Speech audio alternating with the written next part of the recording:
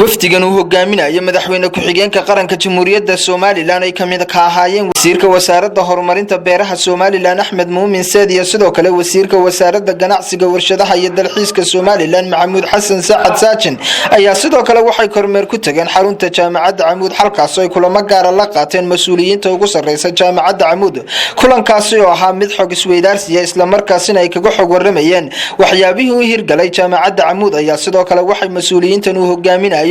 madaxweyne ku-xigeenka qaranka Jamhuuriyadda Soomaaliland Cabdiraxmaan Cabdullaahi Ismaaciil Saylici ay u dhagax dhigeen jaamacadda Camuud wada isku xidha kulliyadda beeraha iyo sidoo kale jaamacadda qaybteeda kale iyo sidoo kale xayndaab lagu wareejin doono jaamacadda Camuud waxaana ugu horreyn halkaasi ka hadlay gudoomiyaha jaamacadda Camuud Professor Saleebaan Axmed Guuleed isagoo na tilmaamay dhismayaashani inay hirgelin doonto jaamacadda Camuud sidoo kale waxa halkaasi ka hadlay duqa degmada Boorama Saleebaan Xasan Xaji waxaana uu sheegay inay mar walba garab taagan yihiin jaamacadda Camuud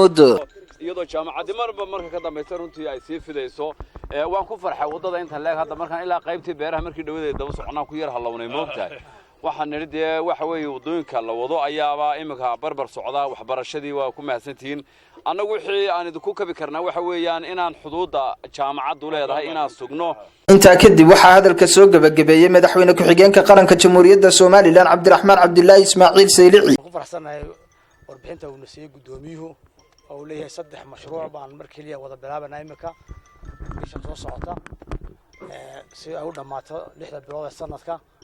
kani oo ah meeshii dadka martida iyo ardaydu ay wax ka cunayeen iyo deyrkii haydaamkii iyo wadadii isku xidhisay labada dugsi qaybta beeraha iyo qaybta kale oo runtii waa hawl aad u weyn aad u qiimo badan waan ku faraxsanahay runtii waan ugu mahadnaqaynaa runtii gudoomiyaha iyo tiimkiisa jaamacadda dadaalka badan iyo horumarka badan ay ku talaabsadeen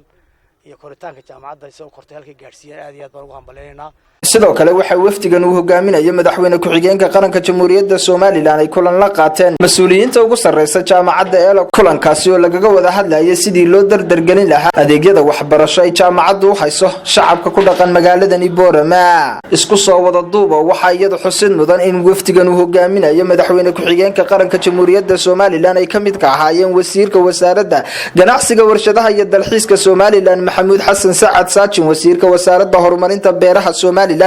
Axmed Muumin Saad iyo xildhibaano ka tirsan golaha wakiilada Soomaaliland ay habeennimadii xal ay kulan kula qaateen hotel Sow ee magaalada Boorama dhalinyarada aqoonyaanka waxgaradka iyo haweenka ku dhaqan magaaladani Boorama ee caasimadda gobolka Awdal kulankaasi oo ahaa mid la isku xog wareysanayay isla markaasina ay dhalinyarada kula dardaarmayeen sidii ay kor ugu qaadi lahaayeen horumarka degmadani Boorama